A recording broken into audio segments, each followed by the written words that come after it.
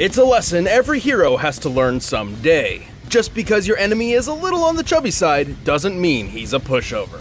Are you talking about me? I'm talking about Wario, the greedy and repulsive rival to Mario. And King Dedede, the royal nemesis to everybody's favorite pink puffball, Kirby. He's Wiz and I'm Boomstick. And it's our job to analyze their weapons, armor, and skills to find out who would win a death battle. Mario is a pretty busy guy. If he's not saving his favorite lady, Princess Peach, he's off saving a whole different princess in a whole different land. Until he returned home one day to find his castle under someone else's control. First off, Mario has a castle? Awesome. But it had been taken by a chubby squatter dressed in yellow named Wario. Wario is Mario's opposite in every way. While Mario is kind and heroic, Wario is selfish and mischievous. While Mario is thick with one C, Wario has 2, maybe 3 C's. Let's not. His name and symbol are even inspired by the Japanese word for bad, warui.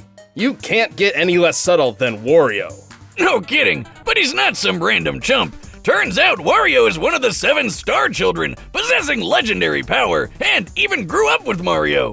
Wario's grudge against Mario goes way back. While they were children, they played cops and robbers a total of 1,256 times. And despite frequently asking otherwise, Wario only got to be the cop once. Wow, dick move, baby Mario. Yoshi should have just left you behind in that stupid crying bubble. Whether or not he was accidentally conditioned into villainy, Wario has 2 main goals. Ruin Mario's life, and get as rich as possible through any means necessary, including crime, treasure hunting, and even making video games. He's got the power to rival Mario too. He's super strong and can bash through tons of rock and heavy metal with his shoulder bash attack. If that's not enough, he'll literally chew his opponents up. Ugh, just imagine those giant white bricks he calls teeth just closing around you. He's also weirdly malleable, capable of being crushed, squished, twisted, and stretched with little to no ill effect. However, Wario's deadliest natural ability is definitely his inexplicable farting. Wiz, that's no simple toot. This is the fabled flatulence of folklore itself. The atomic vapors of annihilation. The waft. Kind of a lame name after all that. The waft is a highly specialized technique which discharges an enormous burst of toxic gas so brutal it'll topple nearly any foe. When aimed correctly, this blast can even propel Wario through the air like a rocket while crop dusting anyone beneath his feet. It's, technically speaking, just majestic. Right. Well, that's not exactly wrong. In some cases, Wario's waft has even been shown to be comparable to nuclear warheads. By the way, I spent some time in your lab and I made a new invention. How did you get into my lab? Oh, nice try. After decades of research, I've discovered how to contain the pure essence of flatulence. Behold, the windbreaker! That's nice. Let's move on. Listen, Wiz, I'm really proud of this. She speaks! Anyway, aside from his own abilities, Wario has access to numerous weapons and power-ups. Like his one-of-a-kind chopper. Also, explosives. Kind of redundant when he can fart a nuke. There's always room for explosions, Wiz. Check out this huge blast some of his bombs caused, which he was totally at the center of and survived, by the way. His power-ups include a jetpack, a metal body, and even Mario's own invincibility star. He can increase his size by plugging an air pump into himself and just don't question it. With the dragon hat, he spews fire. With the eagle statue, he takes flight. And he can even combine both of these to become King Dragon Wario, utilizing both these abilities while dramatically increasing his power and his weight. And with just a little mouthful of rotten garlic, he dons pink tights to become Wario Man! This super form increases his strength and lets him fly, because he doesn't have enough ways to do that already, I guess. He doesn't always need some random object of power to transform. Some of Wario's forms come about because of entirely reactionary means. He can become Bouncy Wario after being crushed into paper, Flaming Wario after being set on fire, Puppy Wario after getting stung by bees, and Fat Wario after eating too much. Well, getting fat's a superpower? These sound more like excuses than power-ups. He even becomes Crazy Wario after getting drunk. Though it's just a ball in the American version, because, for kids and stuff. But anyway, I'm powering up. Jocelyn, order another 1,000 six-packs. On his quest to humiliate his red-clad rival and accumulate Scrooge McDuck levels of riches, Wario has been through thick and thin. Like Mario, he survived that big explosion in the tennis court, which we figured out is equal to 2.4 megatons of TNT. But Wario's also survived the Shake King blowing up in his face. The Shake King was a pirate with immense electrical power. Upon his defeat, his body detonated, and the resulting blast split the sky. By comparing the blast and the parting clouds to a map of the Shake dimension, we determined the explosion's exact energy output to be equivalent to about 96 sextillion tons of TNT. That's enough juice to blow up a large moon, and Wario was totally fine. He can seemingly eat anything, including explosives and his own bike. He can, of course, keep up with Mario, who kicked a 61 million ton castle and piloted the Star Diver at Mach 375. Also, Wario destroyed the Black Jewel, an entity whose death triggered the collapse of an entire dimension. So, does everyone he fights blow up when they die, or what? Mario may best him time and time again, particularly thanks to Wario's clearly low intelligence, but his tenacity and willingness to never give up is strangely admirable. This greedy bastard will never stop doing what he loves.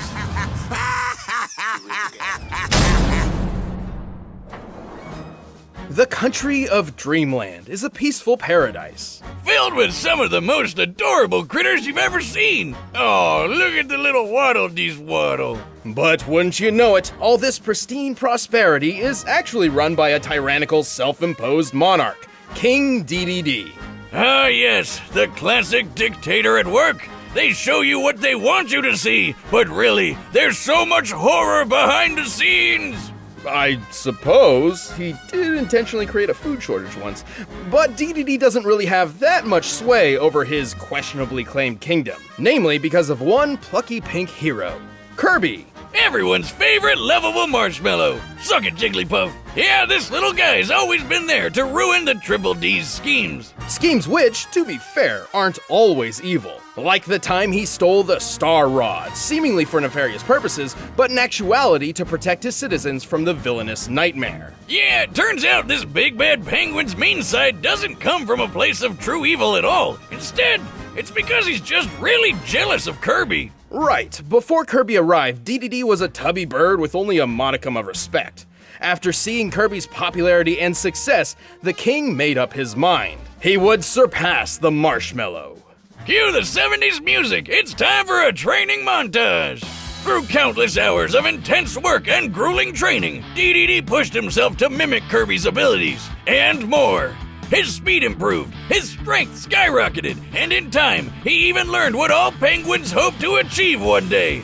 By inhaling a bunch of air, he can puff his body up like a balloon and fly. To be clear, this is not a naturally occurring ability of his. He somehow trained himself to do this. This is backed up by no science whatsoever and makes absolutely no goddamn sense. You shut up and let the penguin fly. And that's not the only Kirby trick he copied. His lungs are so strong now, he can inhale entire enemies and launch them at high speeds. He can even fire powerful air bullets that can break solid rock. You know, I've been training my air bullet technique too. You? Boomstick, that's impossible. The human lungs don't have the capacity to... I gotcha. But he's got way more up his sleeves than just stolen skills. Absolutely. Sure, he's got an army of minions at his command, but when he wants to take someone down personally, DDD jumps into the ring with one of his giant-sized hammers. He's got a bunch to pick from. His usual favorite might look like an oversized wooden mallet, but it can summon freezing ice as he swings it, and secretly features a built-in jet booster to supercharge his striking power.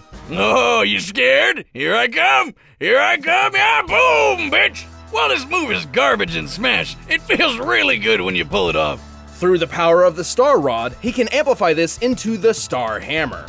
With this magic coursing through it, DDD can cast several spells. He can increase his size, launch energy spheres, break the fourth wall, and mystically create up to 64 duplicates of himself. Just more penguin goodness to go around. But when the Big D wants to get hardcore, he dons a mask and whips out his ultimate weapon, the electric hammer. Introducing the mysterious masked DDD! Yeah, it's not much of a disguise, but the electric hammer is a definite upgrade over his jet hammer. Hell yeah, it's way stronger, can blast electricity, and has a flamethrower. Oh, and also a multi-barreled rocket launcher. Gun sword? Not good enough. Sniper scythe? Forget it. Give me a rocket launcher hammer any day of the week. And remember that army of minions I mentioned before? Well, DDD has a weird habit of actually carrying some of them around with him. Like, I guess, in his pocket? If the rockets aren't enough, he can pull out this spiky sea urchin called a Gordo that's heavy enough to send almost anyone flying. The Gordo's one of his greatest tools, but it can also be a real pain in the ass. Interesting that he's so jealous of Kirby's abilities despite having quite a noteworthy arsenal of his own. Thankfully, he has become much less antagonistic over the years, even directly aiding Kirby in protecting Dreamland from time to time. And while he's not the sharpest bird in the box, he isn't all fluff. He can inhale and spit Kirby out with enough force to break through the planet Popstar's atmosphere.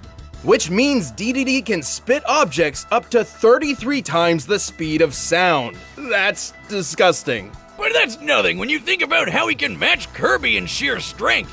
This little guy can hit so hard, he destroyed a whole planet. God, calm down, Kirb. Why are you wrecking the place where you live?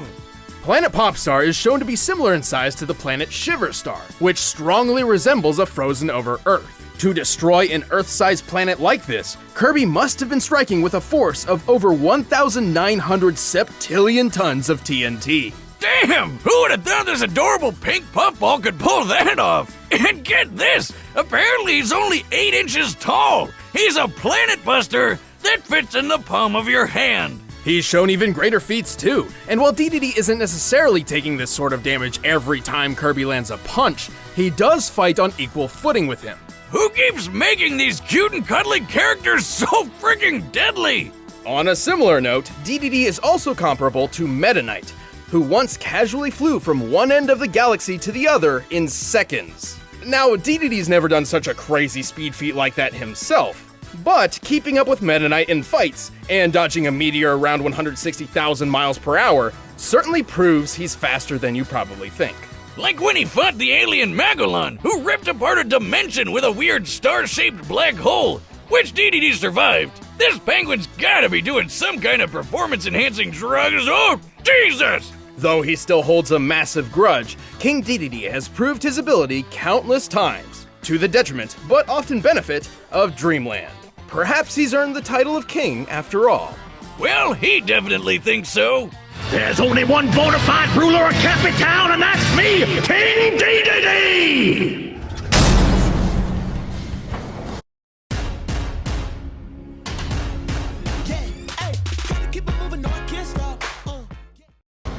Alright, the combatants are set, and we've run the data through all possibilities. But first, I need to inhale some food. By now, you've probably heard of Blue Apron, the leading meal kit delivery service in the US. Choose your creative and delicious battle. That's Blue Apron. Oh! I'm number one!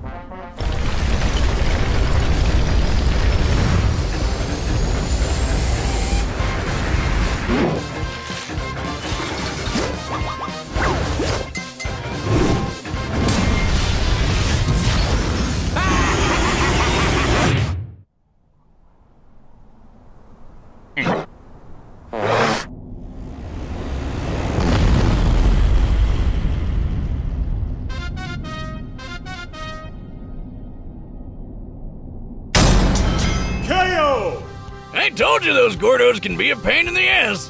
Wario sure had the upper hand when it came to versatility, especially with his reactionary power-up and totally unexpected techniques. Like, who would ever predict your opponent would drop an atomic fart in your mouth? Genius. Gross. But ultimately, DDD still had plenty of counter options to use. For example, his hammer's ice properties could halt Wario's many fire attacks. And unlike Wario, DDD's flight didn't require any specific power-ups to control the air. Unfortunately, neither Wario nor DDD have truly shown their greatest potential speed. Compared to the likes of Mario and Meta Knight, it seems DDD held the advantage, though admittedly it's impossible to know the exact specifics of that advantage. Yeah, but given how tough these guys were, speed wasn't the biggest factor anyway. What we really had to know was how likely they could even hurt each other. I mean, they've been through some pretty nasty stuff. But guess what? Wario surviving the Shake King exploding doesn't stack up to DDD getting sucked into a black hole. By examining the event horizon of Magolor's singularity, we can estimate a range of the black hole's destructive potential. Even the lowest possible option comes out to nearly 86 octillion tons of TNT. That is over 5 times more powerful than the detonating Shake King. And again, that's the lowest option. The black hole's destructive potential is likely even higher than that. So Wario had a hard time landing any meaningful damage because the big bird was just too tough. But if DDD's anywhere as strong as Kirby is, and he should be given that they fight all the time, then he was making hits that were somewhere close to Earth-sized planet-breaking level. Definitely getting the edge over Wario's durability. Wario's versatility and tenacity made this an incredibly close bout, but DDD's strength, durability, and speed were just enough to take the victory. He really took the penguin. The winner is King DDD.